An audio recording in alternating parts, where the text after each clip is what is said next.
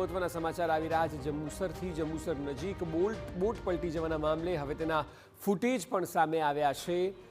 ભરતીનું પાણી વધી જતા બોટ ઊંધી વળી હતી। ઓઇલ સર્વે માટે કામદારોને લઈ જઈ રહી હતી બોટ।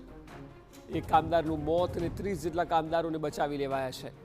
એશિયન એનર્જી કંપનીના કોન્ટ્રાક્ટના કામદારોની આ બોટ છે કે જે પલટી મારી ગઈ અને તેના દ્રશ્યો પણ સામે આવ્યા છે। બોટ પલટી જવાના દ્રશ્યો કે જે બાદ તમામ લોકોમાં ડરનો એક માહોલ જોવા મળ્યો હતો। જે દ્રશ્યોમાં જોઈ શકાય છે ત્યારબાદ બૂમાબૂમ થઈ ગઈ।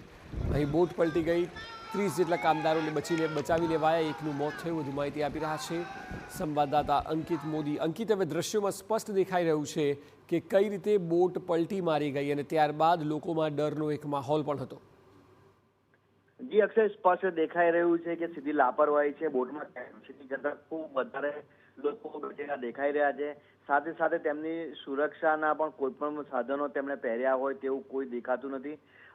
ક્રૂડ ઓઇલના સર્વે માટે આ બોટ એક ખાનગી કંપની દ્વારા હાયર કરવામાં આવી હતી અને ત્યારબાદ તેના દ્વારા સર્વેની કામગીરી માટે તેઓ જઈ રહ્યા હતા અને આ અકસ્માતની જે ઘટના બની હતી, નસીબ ગણી શકાય કે તેમાં આટલા બધા લોકો જ્યારે બોટમાં સવાર હતા અને બોટ પલટી ત્યારે તેમાં મોટાભાગના લોકો સલામત બચી ગયા છે। નજીકમાં એક બોટ હોવાથી તેની પણ મદદ તુરંત મળી હતી।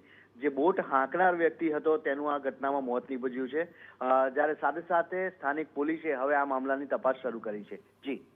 જી બિલકુલ, આભાર સમગ્ર માહિતી બદલ।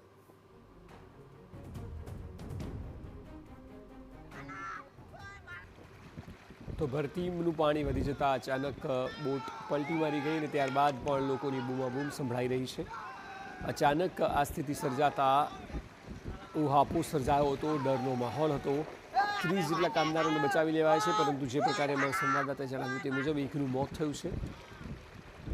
હવે આ લોકોએ કોઈ સેફટી ગાર્ડ પણ નથી પહેર્યા અને તેની કેપેસિટી કરતાં વધારે લોકોને બોટમાં બેસાડ્યા હોવાનું સ્પષ્ટ દેખાઈ આવે છે અને એટલા માટે બોટ પલટી મારી ગઈ।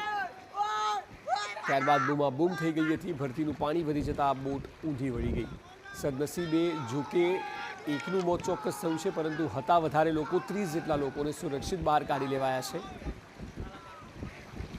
મોટી જાનહાનિ પણ સર્જાઈ હોત, કારણ કે દુર્ઘટનાના દ્રશ્યો પણ એટલા જ ડરામણા દેખાઈ રહ્યા છે।